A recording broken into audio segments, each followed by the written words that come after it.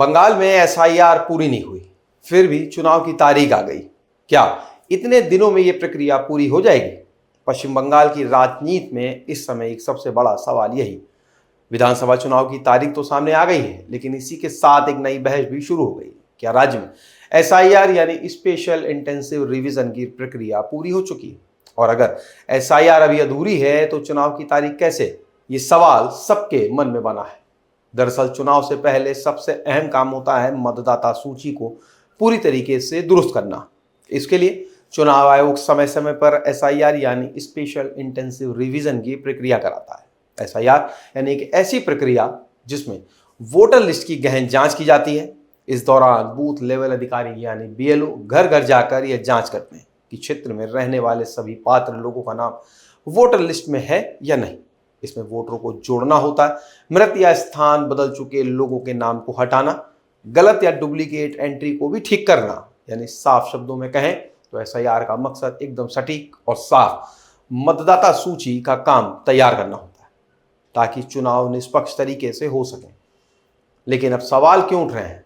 अब सवाल इसलिए उठ रहा है क्योंकि चुनाव की तारीख का तो ऐलान हो चुका है। पश्चिम बंगाल, असम, तमिलनाडु, केरल और पुडुचेरी में विधानसभा चुनाव की तारीखों की घोषणा हो गई है।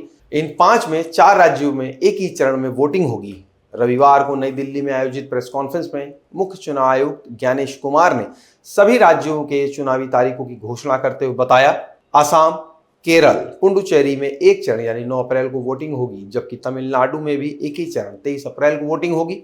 पश्चिम बंगाल में 23 और 29 यानी 2 चरणों में वोटिंग की जाएगी। सभी राज्यों के नतीजे 4 मई को आएंगे, लेकिन कई राजनीतिक दल और विश्लेषक ये पूछ रहे हैं कि एसआईआर की प्रक्रिया पूरी हुई है। अगर ये प्रक्रिया भी जारी है तो फिर सवाल ये है कि इतने कम समय में इसे पूरा कैसे किया जाएगा? इतने दिनों में एसआईआर पूरी हो सकती है? एसआईआर एक लंबी और विस्तृत प्रक्रिया मानी जाती है। इसमें बूथ लेवल पर जांच, दस्तावेज सत्यापन और मतदाता सूची की अपडेट करना होता है। अगर चुनाव की तारीख घोषित हो गई है और मतदान में ज्यादा समय नहीं बचा है तो लोगों का मानना है कि इतने कम समय में पूरी तरह से संशोधित और अंतिम मतदाता सूची तैयार करना चुनौतीपूर्ण हो सकता है। हालांकि चुनाव आयोग के पास प्रशासनिक व्यवस्था है और अगर तेजी से काम किया जाएगा तो पूरे मामले की प्रक्रिया को जल्दी पूरा किया जा सकता है।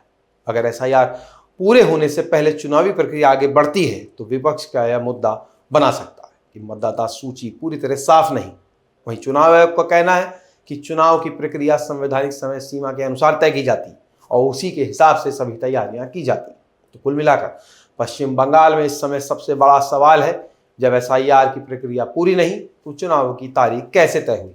और दूसरा सवाल यह है कि क्या मतदान से पहले इस समय पूरी मतदाता सूची अंतिम रूप दिया जा सकेगा या नहीं? अब सबकी नजर चुनाव आयोग और प्रशासन पर है कि आने वाले दिनों में एसआईआर की प्रक्रिया कितने दिनों में तेजी से पूरी होती है। आपको क्या लगता है, एसआईआर प्रक्रिया से पहले चुनाव आयोग का वोटिंग की तारीख का घोषणा करना सही है या नहीं? हमें कमेंट सेक्शन बॉक्स में जरूर बताएं। वीडियो को लाइक करें, शेयर करें, चैनल को सब्सक्राइब नहीं किया हो तो आज ही करें। मिलेंगे एक नए वीडियो के साथ। नमस्कार।